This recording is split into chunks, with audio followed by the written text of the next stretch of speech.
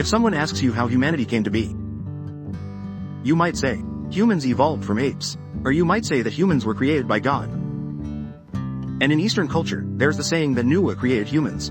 So the question arises, among these various explanations, which one is closest to the truth? Or are they all wrong? Today we will analyze this great historical question from multiple perspectives, to provide answers to this significant historical question. I believe that after watching, you will have a new understanding. According to the Bible, in ancient times, the world was in a state of chaos, until God took 6 days to shape this world, and bestowed upon it a diversity of life forms, such as flowers, grasses, trees, birds, and beasts. However, when this world was completed, God realized that this colorful world lacked cultivators, so he shaped Adam from clay. And then found that Adam was too lonely. So he created Eve, let them manage the world. And so, humanity was born. This explanation is also widely accepted by people. But then the question arises. It is easy to see in the 2nd chapter of Genesis in the Bible. After the deity created Adam, he created Eve from Adam's rib. Here comes the key point. According to the book, on the 6th day, God created man and woman in his own image. Clearly, this man is Adam. So, who is this woman? Some scholars speculate that this woman is not Eve. Eve was created later when God saw that Adam was too lonely. That was when she was created. The woman created at the same time as Adam is very likely to be the ancestor of humanity. So, who could she be? With this question in mind, some historians have also been on the path to uncovering the truth.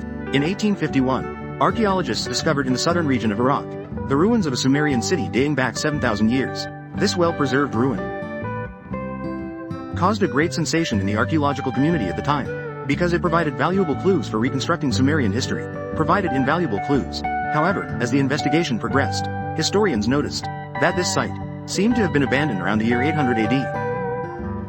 However, it is worth mentioning that during this investigation, they discovered a large number of finely crafted pottery, some of which had the image of a peculiar-looking woman in the center of the bowls, imprinted on them. Surrounding these bowls were incomprehensible inscriptions. After verification, it was found that these were Aramaic. The Aramaic inscribed on them was translated by professionals, and was believed to be a spell. However, the meaning of these spells remains a mystery to archaeologists. Nevertheless, one name of this spell left archaeologists very puzzled. That is the Lilith mentioned inside. Because throughout the history of archaeology, Lilith's name appears frequently like a ghost. Its earliest records can be traced back to over 6,000 years ago in Sumerian civilization. The Sumerian civilization recorded a legend about when the Anunnaki descended to Earth. There was a deity named Zu, who had the form of a lion-headed beast, governing weather and storms. However, Zu became jealous of the supreme god Enlil, and intended to take his place. This led to a war between Enlil and Zu. In this conflict, Enlil united the god's powers to defeat Zu. However, the defeated Zu did not remain at peace. He transformed into a symbol of evil, and wandered the earth with his wife Lilith.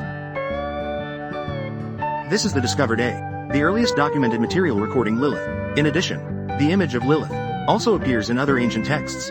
For example, in the Dead Sea Scrolls over 2,000 years ago, records related to Lilith can be found. Similarly, in the important Jewish text, the Talmud, from 1,800 years ago, there are also mentions of Lilith. Even in some literary works from over 1,000 years ago, such as the subtitles of Transforming Shira, the presence of Lilith can also be found. All of this indicates that Lilith, as an ancient mythological figure, has influence that spans multiple cultures and historical periods. The story brings us here.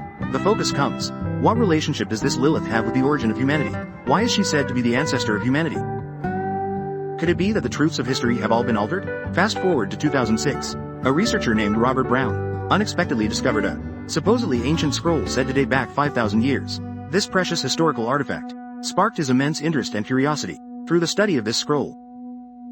And in conjunction with another ancient literary masterpiece, the examination of the Talmud, he discovered an astonishing story missing from the Bible, which is that on the 6th day of God's creation of the world, Lilith awoke from her slumber. He looked around and found himself in a beautiful garden.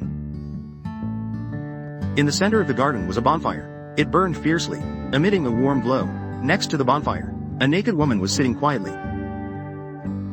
Lilith noticed that this mysterious woman was like herself, possessing both male and female traits at the same time, and that person was God. God told Lilith, "I shaped you from dust,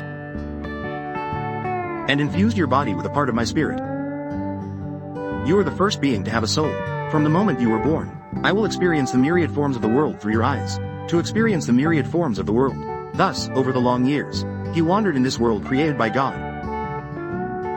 Until God created Adam again from dust. Created Adam. Lilith was no longer alone, his partner, and he became a companion with Adam, and they had many offspring, living together in this world. The story reaches this point, and the answer seems to have emerged. That is, Adam and Lilith were the first to unite together, while Eve came later. This seems to contradict the accounts in the Bible. According to the Talmud, Lilith left the Garden of Eden due to a disagreement with Adam, left the Garden of Eden, and became a partner with a demon. When God discovered this, he sent someone to find Lilith and intended to punish her. However, in the end, it was still escaped by Lilith's clever thinking. At the same time, to comfort the lonely Adam, God created Eve. From then on, the story of Adam and Eve is recorded in the Bible and is well known to the world.